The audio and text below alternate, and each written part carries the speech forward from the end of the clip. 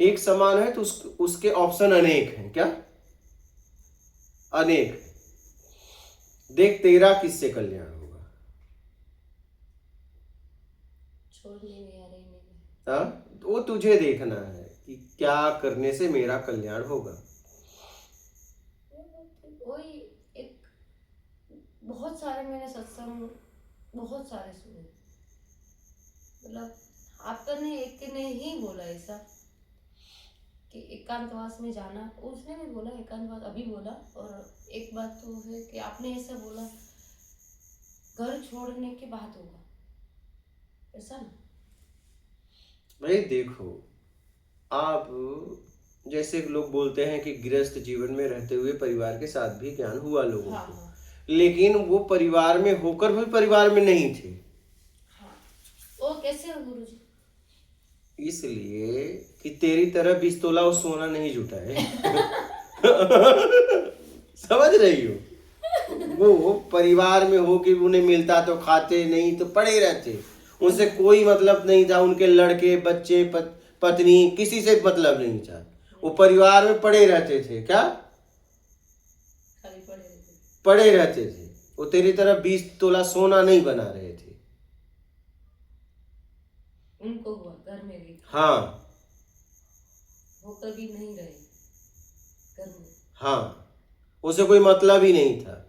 टूटी फूटी झोपड़ी थी, उसी में रहते थे। उनसे कोई मतलब नहीं था। और हम लोगों को जैसे बाहर उनके निकल। पास राजा भी आते थे तो कुछ मांगते नहीं थे उनसे। क्या? उनसे मांगते नहीं थे।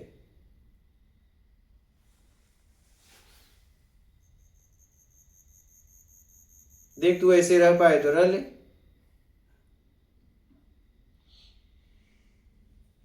तो इसीलिए मैं कह रहा हूं कि आपको किसी जीवंत गुरु के शरण में रहना पड़ेगा। और वो लोग भी गुरु को अपनाए। क्या? वो भी गुरु की खोज किए। जिनको भी घर में हुआ, वो कहीं कहीं उनके जीवन में उनको गुरु मिला। अब देख, तेरी घर का माहौल वैसा है कि नहीं? घर में होता तो मीरा बाई क्यों अपने घर से निकलती? वो तो सम्राट के घर की थी। लेकिन घर का माहौल भी तो वैसा होना चाहिए, लोग भी तो वैसा होना चाहिए, हमारी क्षमता भी तो वैसी होनी चाहिए। हमारी जिंदगी तब फुटबॉल की तरफ होना चाहिए, जिसने जहां पैर मार दिया और जहां वह गया वहीं पड़ा। क्या? मेरी जिंदगी घर में रह के फिर फुटबॉल की तरफ हो तो ठीक है।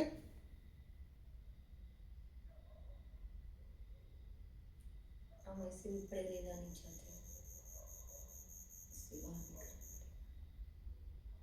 तो इसीलिए भैया एकांत में जाना जरूरी है।